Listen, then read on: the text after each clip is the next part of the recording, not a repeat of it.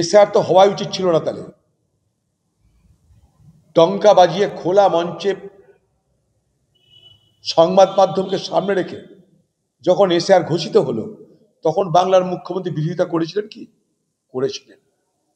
কি বলেছিলেন? এসআর আমি করতে দেব না। সেই বিরোধিতা ছিল তার মৌখিক, লোক দেখানো। আসলে বাংলায় এসআইআর সব থেকে সুচারুভাবে, সাবলীলভাবে পরিচালনা হচ্ছে মমতা ব্যানার্জির সহযোগিতায়। এটা বোঝার চেষ্টা করুন।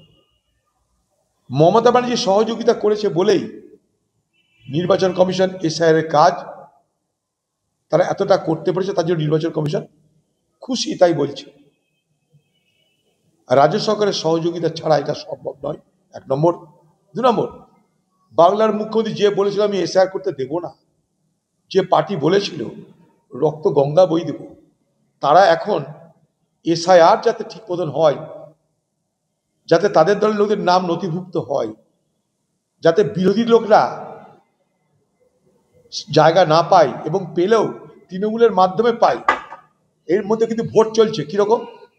এসআইআর করতে কেউ এলে আমাদেরকে ভোট দিবি তো, তাহলে এসআইআর করে দেবো। কে বলছে? তৃণমূল। দায়িত্ব নিয়ে বলছি, সব বিএলএ সব জায়গায় আমাদের তো নেই, তাদেরকে তো আসতে দেওয়া হয় না। আসতে গেলে পুলিশ দিয়ে ধমকি দেওয়া হচ্ছে। আর যারা আসছে সাহায্য নিতে, তাদেরকে বলে দেওয়া হচ্ছে এসআইআর এর নাম ঢোকাবো, ভোট দিবি তো। তাদের কাছে ঘুষ নেওয়া হচ্ছে, কোথাও 100, কোথাও 500 এসআইআর এর নাম ঢোকানোর জন্য। কে করছে? তৃণমূল। নতুন ব্যবসা ফেলে দিয়েছে এসআইআর এর নামে। এসআইআর এর নামে বাংলায় নতুন ব্যবসা ফেলে দিয়েছে তৃণমূলের লোকেরা। বুথে বুথে এসআইআর করার প্রক্রিয়ায় নোট খাওয়া চলছে, নোট। আর ভোটার তোদেরকে করবো আমরা যদি তোরা ভোট দিস, সেই প্রতিশ্রুতি দিতে হচ্ছে তাদেরকে, সেই ভোটারদেরকে। অর্থাৎ দিদির দল এসআইআর এর নামে ভোট করতে নেমে গেছে। কিন্তু তাই দিদি যা বলছে এগুলো খালি মুখের ঢপবাজি, শুধুমাত্র ঢপবাজি এগুলো। মানুষকে দেখাচ্ছে দেখো আমি তো প্রতিবাদ করলাম, না শুনলে কি করব? তুমি বলেছিলে এসআইআর করতে দেবো না, তুমি কোর্টে যেতে পারতে, তা তো যাওনি। আমি এসআইআর করতে দেবো না, রাজ্য এসআইআর করতে দেবে না, এই স্বল্প সময়ে এসআইআর হবে না, সময় তো আগেই বলে দিয়েছিল, তুমি কোর্টে যাওনি কেন? তোমার কর্মচারীদের বলতেই পারতে যে আমি কোনো কর্মচারীকে এসআইআর যেতে দেবো না। তোমার সরকারের ডিএম, এসডিও তারা তো এসআইআর নিয়ে তৃণমূলকে সহযোগিতা করছে সর্বত্র। মমতা ব্যানার্জি যেটা করছে লোক দেখ, এটা একটা নাটক। আমি আগেও বলছি, আজও বলছি, মোদি স্যার আর দিদি ম্যাডামের নাটক চলছে বাংলায়। আর এই এসআইআর এর আবহে বাজারে আগুন লেগেছে, তা নিয়ে আলোচনা হচ্ছে না। মানুষের রোজগার নেই, তা নিয়ে আলোচনা হচ্ছে না। ঘরে ঘরে রান্নাঘরে আগুন লেগে গেছে, যান বাজারে যান, কিনতে যান কিছু, তা নিয়ে কিন্তু আলোচনা হচ্ছে না। চাকরি নিয়ে আলোচনা হচ্ছে না। SIR, SIR, SIR. সারা বাংলার মানুষ তাতেই আতঙ্কে দৌড়ে বেড়াচ্ছে। সেই আতঙ্ক দূর করার দায়িত্ব কার? রাজ্যের এবং নির্বাচন কমিশনের। বাংলাদেশি কে, বাংলাদেশি কে না, এই নিয়ে লড়াই চলছে। পেটের টানে ওপার থেকে মানুষ আসে এখানটায়, হিন্দু আসে, মুসলমানও আসে, এটা সবাই জানে।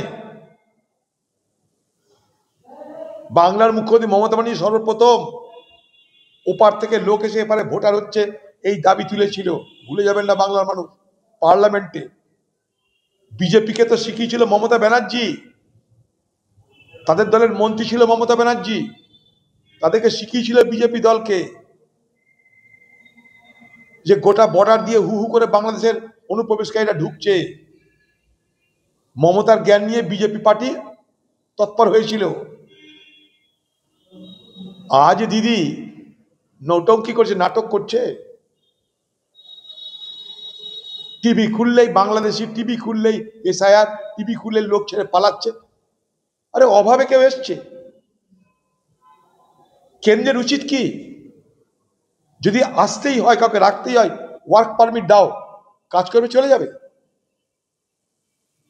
রাজ্যের উচিত কি কেন্দ্রের সঙ্গে কথা বলো যে আমার রাজ্যে অবৈধ অনুপ্রবেশকারী আছে,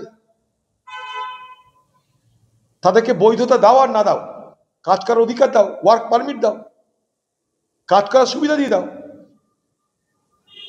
অনেকে বাংলাদেশের লোককে পছন্দ করে, সস্তায় কাজ করে তাই।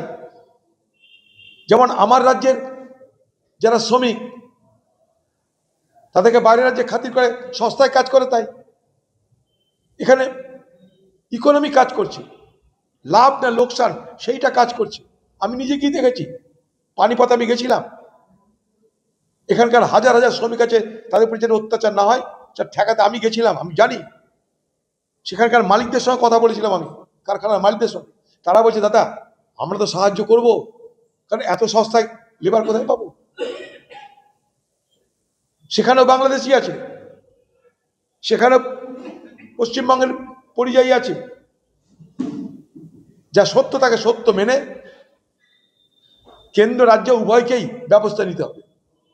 ভোট এলো আর ডঙ্কা বাজতে আরম্ভ করলো এনআরসি, আর ওপার থেকে হিন্দুকেও আসতে হবে বিপদে পড়লে। কেউ রোজগার করতে আসে, কেউ বিপদে পড়ে আসে। এই তো মতুয়ারা, লক্ষ লক্ষ মতুয়া, তাতে কোনো ব্যবস্থা হয়নি কেন? তারা তো হিন্দু। ওদের হিন্দু মুসলমান কারোর রেহাই নাই।